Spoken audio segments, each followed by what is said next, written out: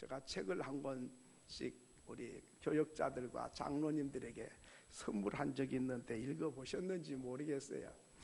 그 김종애 교수가 쓴 삶과 문학의 경계를 걷다, 그런 책인데 읽어보신 분들은 생각이 날 것입니다. 그 책 속에 나오는 이야기 한 토막을 소개해 드리려고 합니다. 그 수십 년 전에 조중훈이라고 하는 20대 청년이 있었는데요, 이 청년이 인천에 살았어요. 그런데 청년의 전 재산이 뭐냐면 고물 트럭 한 대가 있었어요. 그게 자기 전 재산이었어요. 이 트럭을 몰고 서울을 왕래하면서 일을 하는데 인천에서 서울을 오는 길에 차가 하나 서 있는 거예요. 근데 그 옆에 보니까 무슨 여자분이 하나 서 있어요. 그러니까 자기 일도 바쁘게 올라오는 판인데 뭐 좀 안 됐어, 뭐가. 그러니까 차가 왜 섰을까? 내가 뭘 좀 도와주면 좋을까? 자기 일도 바쁜데 그 차를 세워놓고 왜 그렇게 계시냐고. 그랬더니 그 미국 여자분이 차를 몰고 가다가 시동이 꺼져가지고 서 있는 거예요. 그럼 내가 좀 뭐 기술은 없지만은 한번 도와드려도 되겠냐고. 그럼 감사하지요. 그래서 이제 이렇게 차 네트를 열어가지고 이렇게 저렇게 자기 20대가 옛날에 자동차도 별로 없는 시대니까 뭘 잘 알지도 못하지만 도와주고 싶은 마음은 있었어요. 그래서 한참 씨름을 해서 1시간 반 동안이나 그 바쁜 시간에 서서 기름때를 묻히면서 차를 만졌더니 시동이 걸렸어요. 얼마나 좋은 일입니까? 고맙다고. 그래서 지갑을 꺼내서 돈을 상당한 액수를 드렸어요. 받을 수가 없다고. 나는 정당한 대가 외에는 안 받습니다. 그러니까 그냥 감동한 게 1시간 반 동안이나 땀 흘려 수고해갖고 차를 고쳐줬는데 살해를 했는데 안 받는 거야. 그리고 나니까 그 여자분이 그러면 주소라도 좀 한번 적어주실 수 있겠나? 그러지요. 그래서 주소를 적어줬어요. 주소를 적어주고 한 며칠 지났는데 자기 남편을 데리고 찾아온 거예요. 그 남편이 뭐 하는 사람이냐면 미군 부대 사령관인데 높은 지위에 있는 분이요. 근데 그 부인이 지금 이렇게 자동차 때문에 고생을 하게 됐거든요. 그래서 남편까지 내려와서 이제 제대로 봉투에 딱 돈을 담아서, 그래서 이제 제대로 살해를 하는데 또 거절하는 거예요. 거절하면서 우리 민족은 서로 돕고 사는 것이 큰 보람으로 여기고 사는 민족이라고. 그러니까 또 감동한 거예요. 이 가난한 나라에 그 돈을 거절하고 돕는 것을 보람으로 여기고 이렇게 하니까 감동이 됐어요. 내가 어떻게 하면 당신을 좀 돕고 싶은데 도울 길이 없겠느냐. 그러니까 조중훈 청년이 말합니다. 그 미군 부대 계시면은 자동차를 폐차를 하는데 그 폐차 우리가 그냥 마르고 닳도록 쓴 게 아니고 한 5년이고 10년이고 기간이 있어요. 그 기간만 쓰고 좋아도 폐차해야 돼. 항상 전쟁을 치르려면 A급 상태를 유지를 해야 돼. 근데 고장나서 못 간다 그래갖고 전쟁 못 한다 그러면 안 돼. 그러니까 쓸만해도 기간 되면 폐차해야 돼. 그런데 이 사령관이기 때문에 폐차 그거 어차피 폐차할 거니까 그렇게 하겠다고 그 사람한테 폐차할 때마다 가져가라고 이렇게 해줬어요. 그래가지고 15대를 폐차하는 트럭을 가지고 인천에서 한진상사라고 하는 조그마한 회사를 차려가지고 일을 하게 됐습니다. 그리고 얼마 있지 않아서 박 대통령이 불러가지고 한진공항공사가 있는데 이게 맨날 적자를 내는 거예요. 그러니까 좀 맡아서 운영을 하면 어떻겠냐, 그렇게 하겠습니다. 그래가지고 오늘날 대한항공이라고 하는 세계적인 회사로 발돋움을 하게 된 것이죠. 저는 그 이야기를 읽으면서 몇 가지 교훈을 받았어요. 첫째는 너를 위해서 사는 것이 곧 나를 위해 사는 거네. 나를 위해서 산다고만 나를 위한 게 아니라 너를 위해서 사는 것이 나를 위한 삶이네. 그리고 내 곁에 있는 이 사람, 고장이 나서 참 암담해하는 이 사람, 그 사람이 나에게 아무 쓸모가 없고 내 수고로움을 필요로 한 사람 같지만은 그 사람이 바로 내 축복의 통로가 되는 사람이구나. 내 곁에 있는 사람이 별 볼 일이 없는 것 같아도 그 사람이 나를 축복으로 인도하는 사람이다 하는 것이죠. 그리고 인심이 돈보다도 귀한 거네. 돈 몇 푼 받았으면 뭐 한 식사 한 끼 잘 먹고 남은 없었겠지요. 돈보다도 인심이 귀한 거구나. 돈보다 마음을 사는 거, 마음을 얻는 거, 이게 돈으로 계산할 수가 없는 거네. 그리고 섬기는 자가 복을 받는 거네. 옛날 옛적에 흥부만 제비다리 고쳐져 가지고 부자 됐다는 이야기가 아니고 오늘 내 주변 사람들에게 내가 어떤 태도와 자세를 취하느냐가 내 앞길이 열리기도 하고 닫히기도 하는 거네. 이런 교훈을 저는 받았습니다. 여러분 어떻습니까? 내 주변 사람이 나 때문에 행복해지면 내가 복이 되는 사람입니다. 그런데 내 주변 사람이 나 때문에 슬퍼지거나 마음이 힘들어지면 그러면 내게 복이 안 되는 것이죠. 오늘 우리는 내 주변 사람은 관심이 없어요. 하나님은 사랑하는데 내 주변 사람에는 별 관심이 없어요. 함부로 해. 관심이 없는 게 아니라 막 섭섭하게도 만들어. 상처받게도 만들어요. 그것이 내 복을 발로 차는 일인 줄도 모르고 그것이 얼마나 불행의 늪으로 나도 가고 너도 가는 줄도 모르고 그렇게 살 때가 참 많죠. 그런데 이 조중훈 씨는 고물 트럭 한 대 가지고 세계적인 기업을 이루는 데는 내 주변 사람들을 따뜻하게 섬기고 다정하게 함께 호락을 같이 하고 돈보다도 마음을 살려고 했을 때는 트럭 한 대가 세계적인 기업으로 바꿔집니다. 그런데 그의 손녀들은 주변 사람들에게 함부로 해가지고 분노 조절 장애가 있어가지고 풍요롭게 살아놓으니까 마음대로 말하고 마음대로 행동을 해. 그러더니 자기 분노를 자기가 못 다스려. 자기 마음을 자기가 못 다스려. 그러더니 결국은 본인도 불행하고 회사도 먹칠을 하고 모든 직원들에게 참 실망을 안겨주고 백성들에게 걱정거리가 되는 거죠. 그 이유가 뭐지요?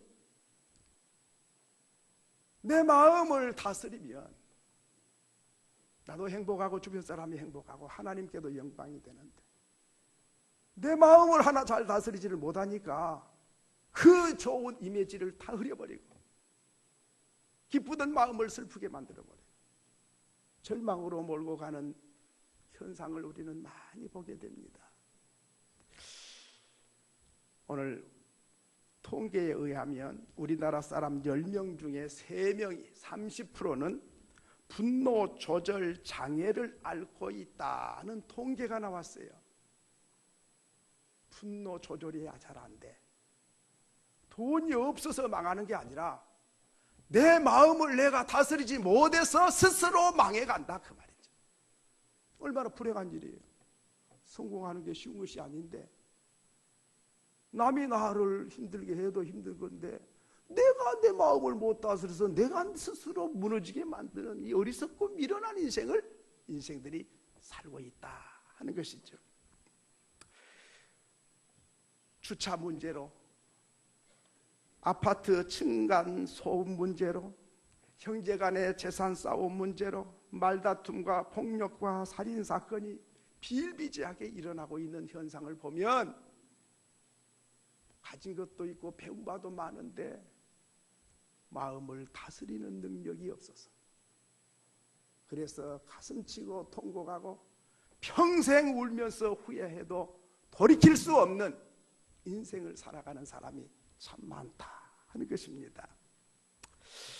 만약에 우리나라도 미국처럼 각자 총을 소지해도 좋다, 만약에 그렇게 된다면 어찌 될까? 아이고, 생각만 해도 끔찍해. 분노 조절 능력이 안 되는데 기분만 나쁘면 쏴대 버리면 이 어찌 될까 이게 와요. 얼마나 위험한지. 그래서 오늘 비가 옴에도 불구하고 하나님께 나오신 여러분에게 제가 보너스를 하나 드리고 싶어요.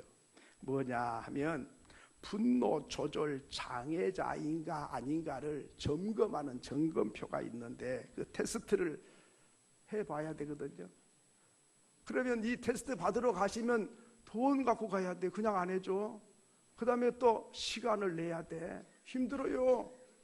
근데 오늘 오신 여러분을 제가 어떻게 돈 받고 합니까? 서비스로 10가지를 제가 딱 말씀을 드릴 텐데 손가락으로 해봐요. 나는 요거는 내게 해당되구나 아니구나 몇 개인가 이렇게 해가지고 몇 개냐에 따라서 내가 지금 어느 정도냐를 체킹하는 거예요. 자기가 자신에게 스스로.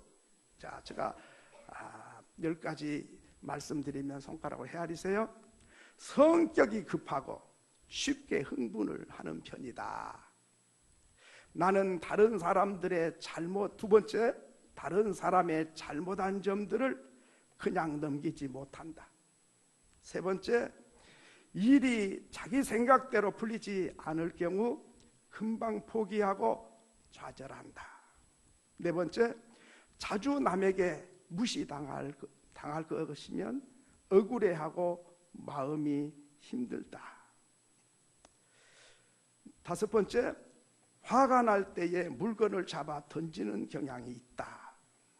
여섯 번째, 화가 날 경우 거친 언행을 행사한다. 일곱 번째, 내가 한 일에 대해서 반드시 인정받기를 원하고 인정받지 못하면 화가 난다. 여덟 번째, 내가 잘못해도 남들 탓을 하고 화가 난다. 아홉 번째, 중요한 일을 화를 참지 못해서 망친 적이 있다. 열 번째, 화가 안 풀려 눈물이 나거나 어찌할 바를 몰라 할 때가 있다. 자, 10가지 말씀드렸는데 그 중에 하나부터 13개에 해당이 되면 그 사람은 분노 조절이 잘 되고 있고 그래도 양호한 사람이에요. 그리고 4개에서 7개까지는 조절 능력이 부족해서 치료를 받거나 훈련을 받아야 될 사람이에요.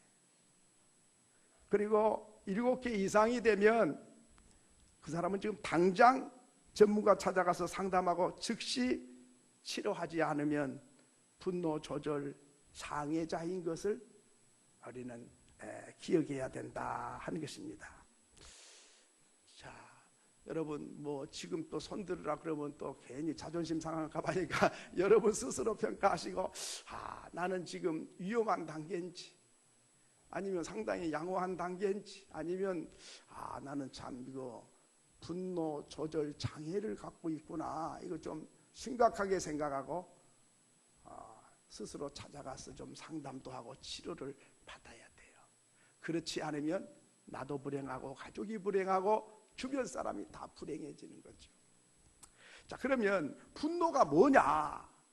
화를 낸다 그러죠. 이 화자가 여러 가지가 있죠. 화목할 화, 화평할 때 화자도 있고, 그 다음에 꽃을 보고 꽃 화자도 있어요. 꽃 화자면 얼마나 좋겠어. 마음에서 분이 일어나면 이 화는 불화자를 써요. 마음이 지금 불이 타고 있다 그 말이에요. 누가 불을 질렸어요? 내가 스스로 내 마음에 불이 타게 불을 지피고 있는 사람이 화낸 사람. 누가 화 내라 그러지 않아도 자기가 낸 거지 남이 내게 한 거 아니거든요. 화가 나면 마음속에 이제 불이 타고 있으면 인간관계를 깨버려. 그 마음의 평안도 태워버려. 그리고 소망도 다 태워버려요. 이 불이 무서운 불이에요. 즐거움이나 평안이나 행복을 다 불태워버려. 이 화가 일어나면은 정말 좋은 요소들을 다 불태워버리고 깨버리고 망가지게 만들어버리는 거예요. 그러니까 그래가지고 행복할 수도 없고 희망이 있을 수가 없어요. 자, 그러면 불은 붙으면 번지는 성향이 있어요. 내 혼자 마음속에만 가만히 가지고 있으면 괜찮은데, 여러분 난로나 옛날에 방 안에 화롯불 피워보셨죠? 이렇게 겨울에 따뜻하게 거기서가 군밤도 구워 먹고 그저 떡도 구워 먹고 이렇게 손도 쬐고 이렇게 따뜻한데, 불 관리를 잘하면 좋은데 이게 어쩌게 잘못해갖고 애들이 장난쳐갖고 불이 그냥 옆으로 옮겨 붙어버려. 그러면 초가상가 다 태워버려. 내 마음의 화를 잘 다스리면 마음을 따뜻하게 하고 다른 사람도 따뜻하게 해주는데, 이 화를 관리를 잘 못하면 내 마음부터 태워버려. 내 자신을 태워버려. 희망도 태워버려. 주변 사람 마음의 평안도 다 태워버려. 주변 사람 다 열나게 만들어버리는 거죠. 이게 무서운 거예요. 산불이 나면은 막 번져서 바람 타고 온 산을 다 태워버린 것처럼 내 마음속에 일어난 이 불씨 화를 관리를 잘 못해가지고 산천초목 다 태우는 것과 똑같은 결과를 가져온다 하는 것입니다. 어떤 사람은 그래, 화를 잘 내갖고 옆에 사람들이 상처를 받고 있는데도 나는 원래 성격이 그래서 그래. 성격이 그랬으면 고쳐야지. 왜 주변 사람까지 그렇게 힘들게 하는 거예요? 근데 그게 환자인 줄을 몰라. 이게 문제거든요. 정상적인 사람은 내가 어디가 안 좋으면 아이고 이게 안 좋아, 이게 병인가 봐, 고쳐야 되겠다. 병원에 가서 스스로 가서 진찰을 받아. 그래가지고 어떻게 하면 되겠어? 이렇게 물어보고 고쳐. 그런데 정신병자 특징이 있어. 정신병자는 당신 병원 좀 가봐야 돼. 뭐셨지? 내가 정신병자요? 당신 나가봐. 정신병자로 생각을 안 해. 그리고 가지를 않아. 그러니까 점점 구렁텅이로 빠져가는 거죠. 그게 정신병자 특징이에요.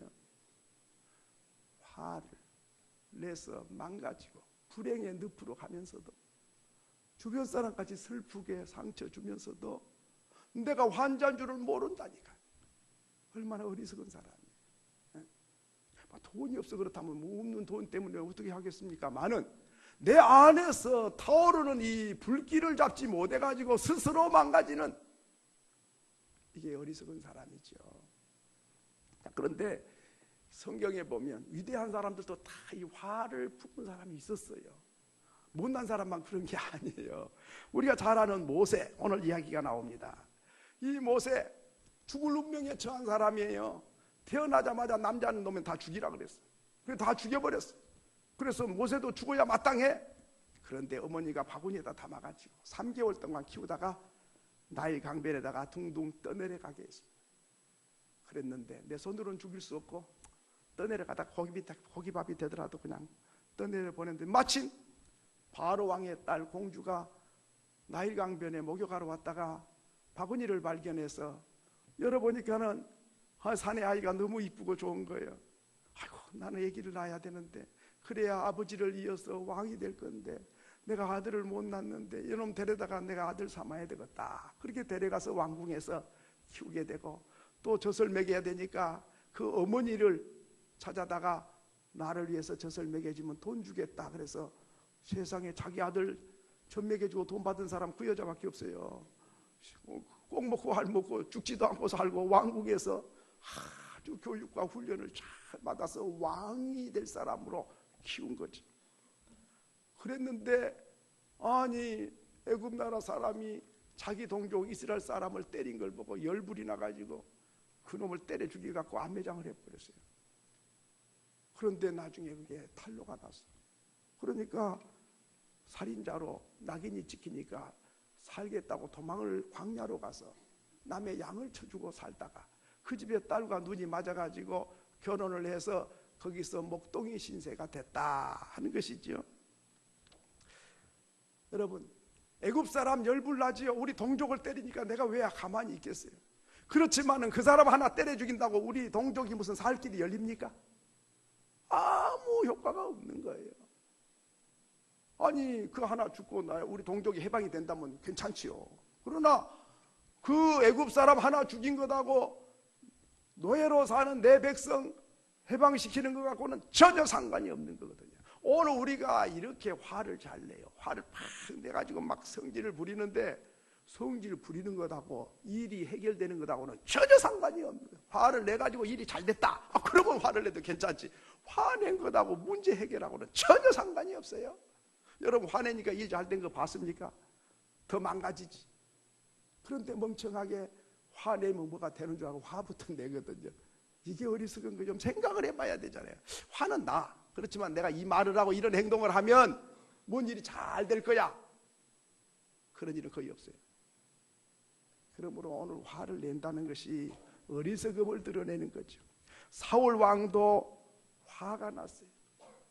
다윗이 골리앗을 이기고 승리를 가져왔을 때에 여인들이 춤을 추면서 노래하기를 사울이 죽인 자는 천천히요 다윗이 죽인 자는 만만히로다. 다윗의 인기가 올라가니까 질투가 나서 저놈의 다윗을 죽여버려야지. 저게 나보다 앞서가. 저게 나보다 더 인기가 좋아. 저것 때문에 내가 2등 했어. 저놈 1등 없애버리면 내가 1등 할 거야. 다윗을 제거한다고 1등이 됩니까? 다윗을 죽이면은 나라가 평안하고 잘 됩니까? 골리앗 같은 사람 또 나타나면 또 벌벌 떨어야 돼. 얼마나 귀한 충신인데 분노를 이기지 못하고 창을 던졌어요. 나중에는 그 사울 왕은 미쳐버려. 악령이 들어와가지고 분노를 끌어올리는 사람들은요 악한 영의 지배를 받는 사람들. 이걸 알아야 돼요. 사람마다 화는 나. 화는 나지만은 지나치게 죽이려고 덤비는 사람은 이거는 사탄이 아니고서는 어떻게, 사탄은 도둑질하고 죽이고 멸망시키는 것이 사탄이 하는 일인데 좀 미울 수는 있지만은 죽이려고 하는 것은 그건 사탄이 아니고서는 그런 생각 안 하죠. 그런가 하면 요나는 하나님께 화를 낸 사람이에요. 아니 40일 지나면 니느웨 백성 망한다고 그래서 내가 망한다고 40일 지나면 망해요 했는데 안 망하잖아. 하나님 왜 나를 속였어요? 나는 거짓말쟁이밖에 안 되잖아. 40일 지나면 그냥 보다는 듯이 망해줘야지. 왜 봐줘요? 하나님께 항의를 하고 덤벼들었어요. 그래서 하나님께서 하루 저녁에 박능골이 쭉 자라게 하시더니 벌레를 준비해가지고 밤새도록 박능골의 뿌리를 갉아먹어버리게. 그래가지고 동풍이 샥 막 불어오는 거예요. 그리고 햇빛이 나니까는 바삭바삭하게 말라가지고 다 시들어져. 또 화가 난 거야. 아니 그늘이 져서 시원하고 좋더니 성질 나가지고 하나님께서 네 왜 성질 내냐? 박능꿀을 네가 심었냐? 내가 심었어. 그런데 시원할 때는 좋아하더니 박능꿀 시들어진다고 열받았어. 너는 박능꿀을 그렇게 아껴? 그런데 니느웨는 10만 명 이상이 있는데 그들이 회개하기에 내가 용서해 줬는데 박능꿀을 아끼는데 나는 저 생명들을 아끼고 용서하고 구원하지 않겠느냐? 박능꿀은 귀한 줄 알면서 생명 귀한 줄 몰라? 그것을 가르치려고 이렇게 여러 가지 고통을 줘서 햇볕에 고통 속에서 신음하게 만들죠. 가인은 아벨을 죽입니다. 아벨이 하나님께 제사를 드렸더니 아벨의 제사를 하나님 받으시고 자기 제사는 안 받으시니까, 그러면 아벨아 동생 제사는 하나님이 기쁘게 받으시는데 내 제사는 안 받으시네. 어떻게 하면 좋을까? 배워가지고 하나님이 기쁘게 받으시도록 제사를 드려야 만들 일이지, 저 인간의 제사는 받고 내 제사 안 받아? 저 죽여버려. 그 죽이면 내 제사 받습니까?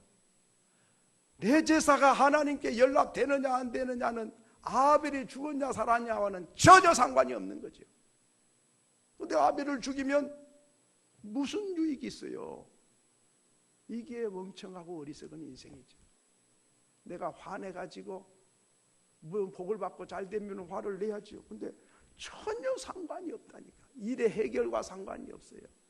그런데 화를 내는 사람, 바로 그것이 어리석음을 드러내는 것이다 하는 것이죠. 베드로도 화가 났어요.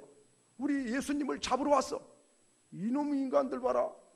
우리 선생님을 잡으러 왔어. 가만히 못 있지. 내가 칼을 뽑아가지고 쳐버렸어요. 근데 베드로가 고기는 잘 잡아도 칼질은 잘 못하잖아. 그래가지고 그냥 목을 친다고 쳤는데 귀만 떨어졌어요. 예수님께서 귀를 붙여주면서 낫게 해주면서 말씀하시기를, 베드로야, 검을 가진 자는 검으로 망해. 검을 칼집에 꽂아. 그렇지요. 칼 드는 사람은 칼로 망하고요, 술 좋아하는 사람은 술로 망해요. 도박을 좋아하는 사람은 도박으로 망하더라고요. 마약 좋아하는 사람은 마약으로 망해. 다 자기 좋아하는 거 가지고 망하는 거예요. 자, 그러면 분노의 결과가 있어요. 분노는 어떤 결과를 가져오냐? 첫째는 내 마음과 다른 사람의 마음에 큰 상처를 갖다 줍니다. 화내고 원망하고 불평하고 거친 말과 행동을 해가지고 내 마음이 불타고 황폐해지고 내 주변 사람까지 황폐하게 해서 큰 상처를 주는 죄 짓는 일이에요. 예수님은 평안을 주려고 오셨어요. 예수님 내 안에 계시면 내 주변 사람을 평안하게 해주는 것이 예수님 제자지요. 그런데 내 주변 사람 상처 주거나 아픔을 주거나 낙심을 시키거나 괴롭게 하면 그거는 예수님과 거리가 먼 사람이잖아요. 야고보서 3장 6절에 보면 혀는 불이요 불의의 세계라. 혀는 우리 지체 중에서 온몸을 더럽히고 삶의 수레를 불사르나니 그 사르는 것이 어디에서 나온다 그랬죠? 지옥에서. 그러니까 내 입에 거친 화나서 하는 말은 내 몸을 더럽히고 삶의 수레에 바퀴를 불살라버려. 내 삶을 불태우는 것이, 내 안에서 불이 나와서 내 삶을 불태워버린다. 그리고 그 불이 어디서 나왔느냐? 출처는 어디라 그랬죠? 지옥에서.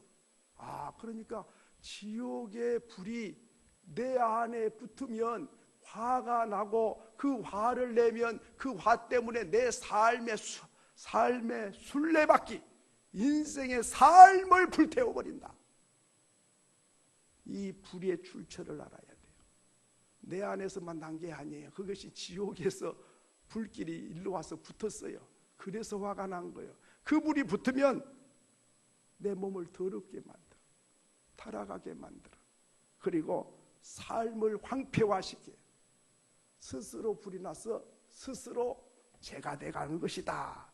두 번째로는 분노의 결과가 뭐냐면, 분노는 사람의 마음에만 상처를 주는 것이 아니라 하나님의 영광을 가리게 된다 하는 것입니다. 내 주변 사람만 어렵게 한 게 아니라 하나님의 영광을 가린다. 야고보서 1장 20절에 보면 사람이 성내는 것이 하나님의 의를 이루지 못한다. 성을 내면, 성날 이유가 있으니까 내기는 냈겠지만, 성을 내면 하나님이 옳다고 인정 안 한다. 하나님이 기뻐 안 한다. 원인 제공은 누가 했을지라도 화를 내면 아무리 정당한 화를 낸 것 같지만 그 화는 하나님께서부터 인정 못 받는다. 이 사람은 잘못했어. 그래 내가 화가 났어요. 화를 냈어.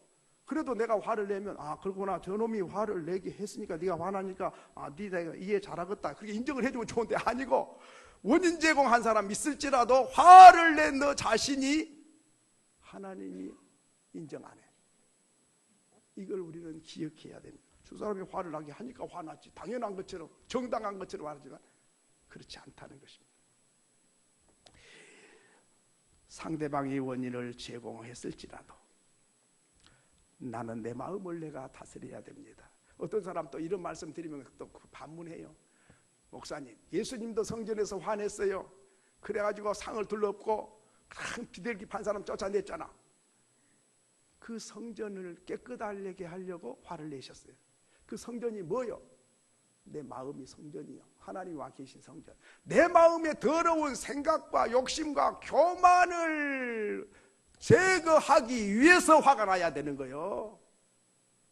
그런데 자기 이권이나 자존심 때문에 화를 내면 아닌 것이지요, 그게. 그러니까 화라고 다 똑같은 게 아니에요. 내 마음을 청결하지 못해서 화가 나. 어떻게 나는 이렇게밖에 생각 못하는가? 그것 때문에 화가 나지. 저놈 때문에 내가 화가 나. 그거죠. 그런 게 아니죠. 세 번째로는 분노는 하나님의 은혜와 복을 가로막는 장애물이 된다 하는 것입니다. 온유함과 용서하는 것은 하나님의 은혜와 복을 받아들이는 통로가 되고 남들을 감동을 주고 변화시키는 기회가 됩니다. 온유함과 용서함. 그런데 분노는 축복의 통로를 가로막고 변화의 기회를 빼앗아가 버리는 결과를 가져온다 하는 것입니다. 그러므로 분노는 하나님의 복을 발로 차는 겁니다. 스스로 차버려. 그리고 내 생애를 불태우는 사람이죠. 분노는 어떻게 해결해야 되는가? 마지막으로 사무엘하 16장 9절부터 보면 다윗은 어떻게 분노를 이겼는가를 말씀하고 있습니다. 다윗 왕은 그 아들 압살롬이 아버지를 몰아내고 왕이 됐어요. 그러니까 쫓겨났어. 누구한테? 아들로부터. 얼마나 분통 터질 일입니까? 세상에 그게 아들입니까? 그게 원수도 그런 원수가 없지. 그래 쫓겨났는데 다윗 왕의 신하인 시므이가 다윗을 조롱했어요. 그리고 저주를 퍼부어요. 신하가 그러니까 아들한테 배신당하고 신하한테 저주를 당하고 그러니 얼마나 열불날 일입니까? 그런데 아비새 장군이 왕이여 저놈을 내가 가서 목을 쳐버리겠습니다. 그래 그냥 쳐버려. 그러면 좋은데 치지 마라.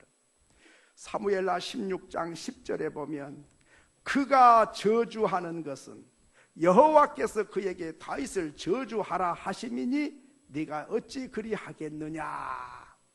누가 저주하라 그랬다고요? 와 희한하네. 어찌 그렇게 하나님도 무정하게 저런 못된 놈 보고 나를 더 저주를 하라 그랬을까? 그랬는지는 모르지만 다윗 그렇게 하나님 하셨겠어요? 그런데 다윗이 듣기는 그렇게 들었다 그 말이에요. 나를 비웃고 저주하는 사람을 열불나고 같이 맞장구 쳐버리면 저나 나나 똑같은 사람들. 그런데 하나님께서 그런 저주의 소리를 들을 때 하나님이 저 사람에게 저주하라고 그래가지고 내가 그 소리 꼭 들어야 되니까 그 소리 듣게 하려고 한 거다. 저 인간에게 화낼 필요가 없어. 자, 여러분 저주하는 소리를 하나님의 음성으로 듣는 사람, 욕하는 소리를 하나님의 뜻으로 알아들을 줄 아는 사람, 바로 그 사람이 다윗 왕이었어요. 위대한 왕이죠. 그렇습니다. 여러분 섭섭한 소리를 들을 때에 섭섭한 말 그대로 들으면 안 되는 거예요. 섭섭한 소리 들을 때에 하나님의 음성으로 들을 수 있는 귀를 가졌다면 그 사람은 위대한 사람이 됩니다. 부모님의 잔소리로 듣는 게 아니라 부모님의 소리가 하나님의 음성으로 들려진다면 그 자녀는 세상이 감당할 수 없는 사람이에요. 누가 꾸짖으면 열받은 게 아니라 하나님이 저 사람을 통해 나이가 들어야 될 소리니까 그 말씀을 들려준다고 하나님의 음성으로 들으면 그 사람은 삶 속에 기적이 일어나요. 바로 다윗이 바로 그런 사람. 그래서 다윗은 다시 왕궁에 들어가서 왕노릇을 통일 왕국의 왕이 다시 됩니다. 그게 달라요. 저주하는 소리, 비웃는 소리, 손가락질을 당하면서도 그걸 하나님의 음성으로 들을 귀가 있으면 놀라운 사람입니다. 11절에 보면 하나님이 그에게 명하신 것이니 그가 저주하게 버려두라. 저주하는 말을 듣고 분노하거나 노하지 않고 자신의 허물과 죄를 먼저 생각했습니다. 섭섭하다고 생각하고 오해한 것이 아니라 그 소리 듣고 내 죄를 찾아보는 거예요. 내 허물을 발견하고 무릎을 꿇고 그 소리를 듣고 회개했어요. 위대하지. 저주하는 소리 듣고 무릎을 꿇고 회개하는 사람, 바로 그 사람이 위대한 사람입니다. 그 사람은 세상이 감당 못할 사람이지. 13절에 보니까 시므이가 따라오면서 저주를 하고 돌을 던지고 먼지를 날릴 때 피해서 쉬었다가 왕이 신하에게 피하고 아들에게 피해서 다니는, 맞장구 치지 않고 피해 다니는 사람. 아들에게 싸워서 못하겠어요, 아버지가. 저런 쓰레기 같은 종과 맞장구 치고 싸우면 나가 똑같은 사람 되니까 피해 다니는 거예요. 여러분, 길이 아니면 가지를 말고 상대가 아니면 맞장구를 치지 말아야 합니다. 말이 아니면 말을 하지를 말아야 되는 거예요. 바로 그 사람이 다윗은 골리앗과 싸운 사람이지만은 아들이나 그 종과는 싸움의 대상이 아니에요. 싸우면 넉넉히 이기지요. 그러나 피해 다녀. 위대한 사람. 에베소서 4장 26절에 분을 내어도 죄를 짓지 말고 해가 지도록 분을 품지 말라. 오해가 이 말이 무슨 말입니까? 여러분 한번 따라합시다. 분을 내어도 죄를 짓지 말고 해가 지도록 분을 품지 말라. 무슨 말인 거 아니에요? 뭔 일하다 보면 다툼도 있어. 싸울 때도 있어. 그러면 팩 토라져서 가면 안 돼.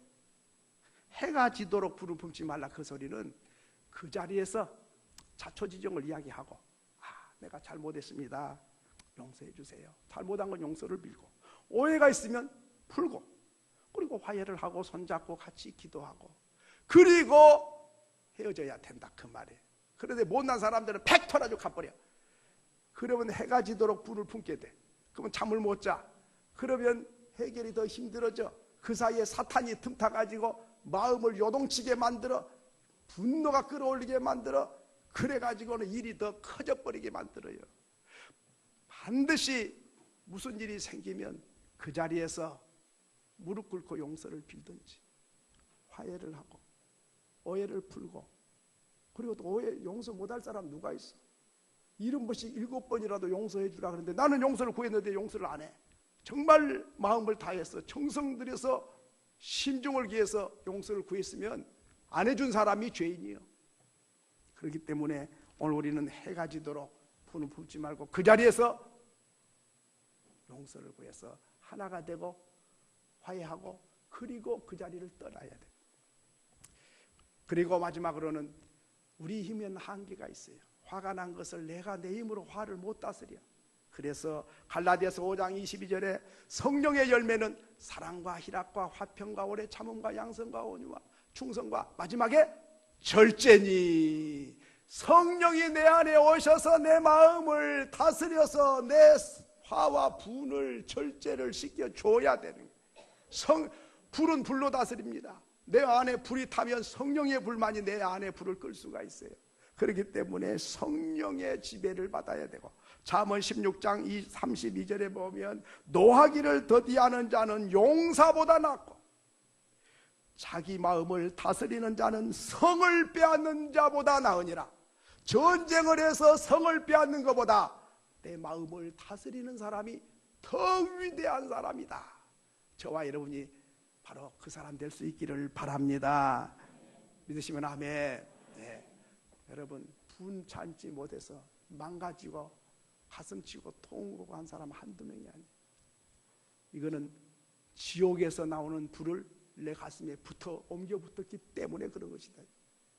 성령의 불을 받아서 내 마음을 다스려야지. 지옥불에서 온 불을 받아들여가지고 분을 내면 그는 죄가 돼.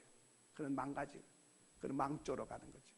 성령의 불의 사람이 될 수 있기를 주의 이름으로 축원합니다. 축원합니다. 예.